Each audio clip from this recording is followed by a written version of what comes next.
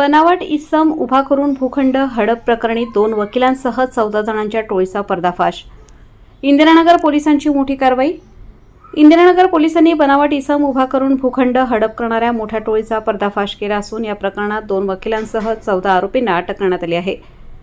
बनावट आधार कार्ड, बनावट बँक खाती आणि खोटी कागदपत्रे तयार करून कोट्यवधी रुपयांचे भूखंड बळकावल्याचा धक्कादायक प्रकार उघडकीस आला आहे।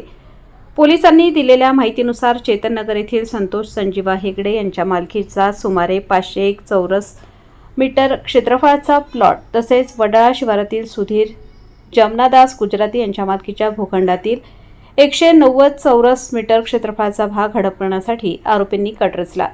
मूळ मालकांच्या जागी बनावट व्यक्ती उभ्या करून त्यांच्या नावाने आधार कार्ड तयार करण्यात आले।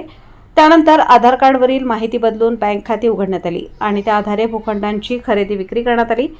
या प्रकरणी इंदिरानगर पोलीस ठाण्यात गुन्हे दाखल करण्यात आले आहेत। तपासादरम्यान आरोपींनी आधार कार्ड अपडेट करण्यासाठी महाराष्ट्र शासनाचे राजपत्र देखील बनावट तयार केल्याचे निष्पन्न झाले आहे। पोलिसांच्या तपासात आतापर्यंत नाशिक शहरात अशा प्रकारचे 5 गुन्हे केल्याचे समोर आले असून कोट्यवधी रुपयांची फसवणूक झाल्याचा संशय व्यक्त करण्यात आला आहे।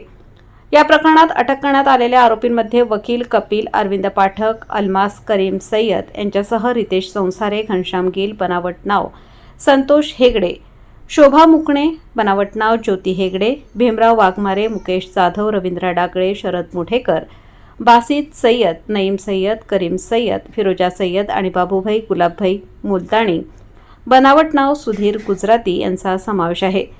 गुन्हा उघडकीस आल्यानंतर दोन्ही वकील आरोपी नाशिकमधून फरार झाले होते। मात्र इंदिरानगर पोलिसांच्या पथकाने त्यांचा शोध घेत भिवंडी येथून त्यांना अटक केली आहे। या टोळीने नाशिक शहरासह परिसरात आणखी भूखंड घोटाळे केले असण्याची शक्यता पोलिसांनी व्यक्त केली आहे।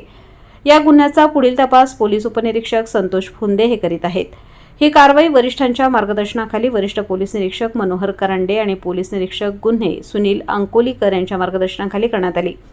संतोष फुंदे, पवन परदेशी, अमजद पटेल, सागर परदेशी, कुलदीप पवार, योगेश जाधव, सागर कोळी, अमोल कोथिमिरे, सौरभ माळी, वाल्मिक पाटील, राहुल धोंगडे, प्रमोद कासुदे, दीपक शिंदे तसेच महिला पोलीस अंमलदार श्यामल जोशी यांनी सहभाग घेतला।